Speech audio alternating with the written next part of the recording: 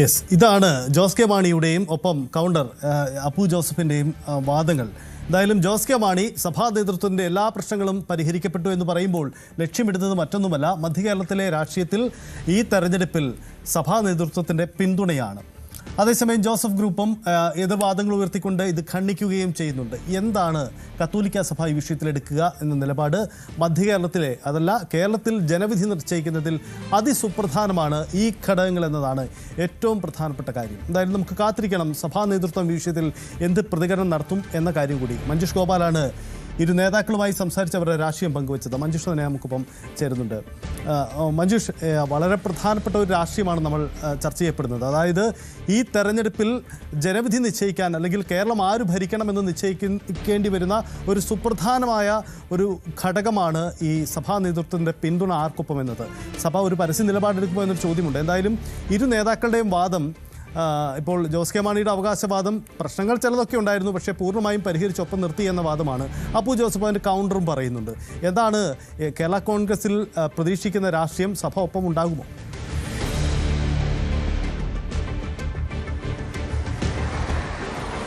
സജിത്ത്, 2021 നിന്ന് ഭിന്നമായിട്ട് ചില കാര്യങ്ങൾ മധ്യ കേരളത്തിൽ സംഭവിക്കാൻ പോകുന്നു എന്ന രീതിയിലുള്ള വിലയിരുത്തലുകൾ വന്നിരുന്നു. കാരണം തദ്ദേശ ഭരണ തെരഞ്ഞെടുപ്പ് ഫലം നൽകുന്ന സൂചനകൾ, കൃത്യമായ സൂചനകൾ അതായിരുന്നു.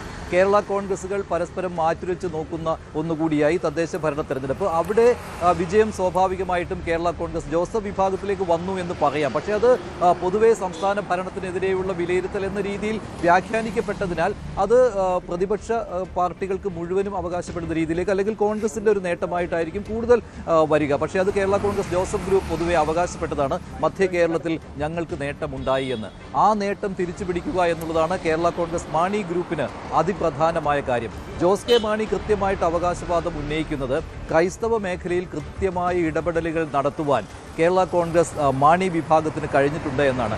LDFിൽ നിന്നപ്പോൾ സമ്മർദ്ദമുണ്ടായിട്ടില്ലേ എന്ന ചോദ്യത്തിനാണ് അദ്ദേഹം കൃത്യമായിട്ട് ഉത്തരം പറയുന്നത്. ശരിയാണ്, കാര്യങ്ങൾ നടത്തി കിട്ടുവാനായിട്ട് കുറച്ച് കാലതാമസം എടുത്തിട്ടുണ്ട് എങ്കിൽ പോലും അത് കൃത്യമായി പഠിച്ച് അതിന്മേലുള്ള നടപടികൾ എടുക്കുവാനുള്ള കാലതാമസം മാത്രമായിരുന്നു അത്. അതുകൊണ്ട് ജോസ് കെ മാണി ഉന്നയിക്കുന്ന അവകാശവാദം ഏറ്റവും ഒടുവിൽ JB കോശി കമ്മീഷൻ റിപ്പോർട്ട് പുറത്തുവിടണം എന്നുള്ള ആവശ്യം പോലും അതായിരുന്നുവല്ലോ ക്രൈസ്തവ സഭകളുടെ ഏറ്റവും പ്രധാനപ്പെട്ട ആവശ്യം. JB കോശി കമ്മീഷൻ റിപ്പോർട്ട് പുറത്തുവിടണം, അതിന്മേൽ നടപടി സ്വീകരിക്കണമെന്ന്.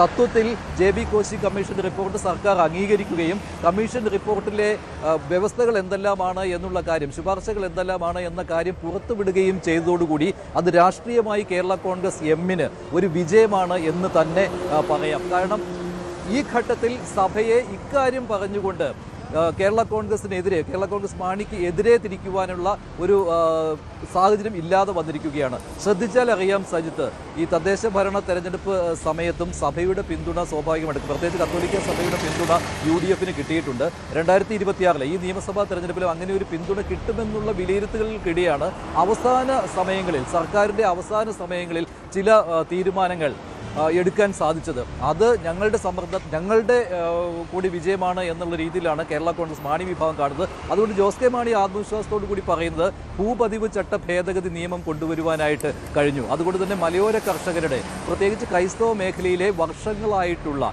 ദശകങ്ങളായിട്ടുള്ള ഒരു ആവശ്യത്തിനാണ് അവിടെ പരിഹാരമായിരിക്കുന്നത്. പിന്നെ JB കോശി കമ്മീഷൻ റിപ്പോർട്ടാണ്. പിന്നെ അതുപോലെ തന്നെ കന്യാസ്ത്രീകളുടെ പെൻഷൻ ഉറപ്പാക്കുന്ന കാര്യത്തിൽ തീരുമാനം എടുപ്പിക്കുവാനായിട്ട് കഴിഞ്ഞു. അത് ഞങ്ങളുടെ വിജയമാണ് തുടങ്ങിയ കാര്യങ്ങൾ അക്കമിട്ട് പറയുന്നു. പിന്നെ ഭിന്നശേഷി സംവരണത്തിൻ്റെ കാര്യത്തിൽ, അധ്യാപക നിയമനത്തിൻ്റെ കാര്യത്തിൽ ഉണ്ടായിരുന്ന പ്രതിസന്ധി, അത് സർക്കാരിനെ കൊണ്ട് എന്തെല്ലാം കാര്യങ്ങൾ ചെയ്യിക്കാമോ അത് ചെയ്യിക്കുവാൻ സാധിച്ചുവെന്ന് കേരള കോൺഗ്രസ് എം അവകാശവാദം ഉന്നയിക്കുകയാണ്. പക്ഷേ മറുവശത്ത് സ്വാഭാവികമായിട്ടും ജോസഫ് ഗ്രൂപ്പിന് ഇത് പ്രതിരോധിച്ചേ പറ്റുകയുള്ളൂ. അതുകൊണ്ട് നേരത്തെ തന്നെ പ്രതിപക്ഷ നേതാവ് ഒരു പ്രസ്താവന നടത്തിയതാണ്, പരസ്യമായൊരു പ്രഖ്യാപനം നടത്തിയതാണ്.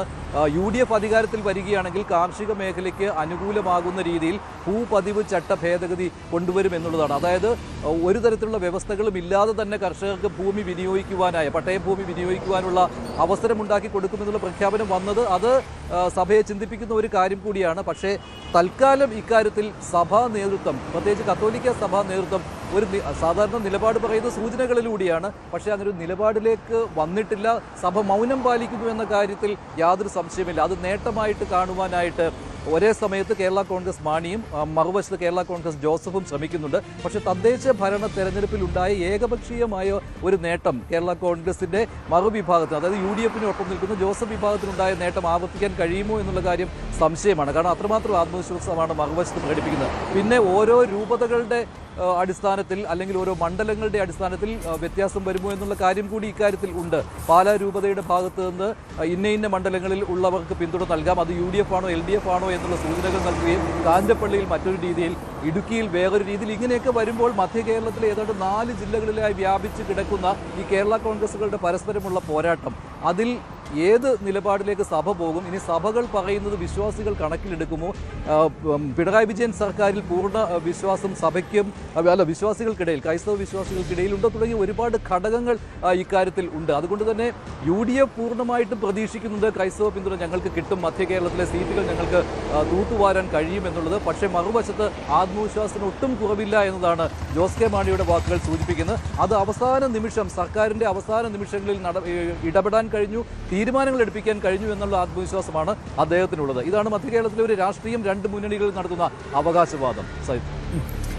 മഞ്ജുഷ, ഒരു കാര്യം കൂടി, ഒരുപക്ഷെ ഈ തെരഞ്ഞെടുപ്പിൽ കത്തോലിക്ക സഭ ഒരു പരസ്യ നിലപാടെടുക്കും എന്ന് പ്രതീക്ഷിച്ചിരുന്നതാണല്ലോ. കാരണം സർക്കാരിനെതിരെ വലിയ നീക്കങ്ങളും ഒക്കെ പല രീതിയിലും ഉണ്ടായിരുന്നു. അധ്യാപക നിയമനം തൊട്ട് മലയോര കർഷകരുടെ പ്രശ്നങ്ങൾ തൊട്ട് ഇങ്ങനെ പല കാര്യങ്ങളിലും പരസ്യ നീക്കങ്ങൾ ഉണ്ടായിരുന്നു. അപ്പോൾ തെരഞ്ഞെടുപ്പിലേക്ക് വരുമ്പോൾ ഞങ്ങളുടെ നിലപാട് അറിയിക്കുമെന്ന സൂചന അവർ തുടക്കത്തിൽ പങ്കുവച്ചതാണ്. പക്ഷേ ഇപ്പോൾ അതിലേക്ക് വരുന്നില്ലെങ്കിൽ, അതായത് ചുരുക്കത്തിൽ കത്തോലിക്ക സഭ ഒരു നിലപാടെടുക്കാതെ നിശബ്ദമായി നിൽക്കുന്നത് പോലും ചുരുക്കത്തിൽ ഇടതുമുന്നണിക്ക് നേട്ടമാകും, അങ്ങനെ കരുതേണ്ടതുണ്ടോ?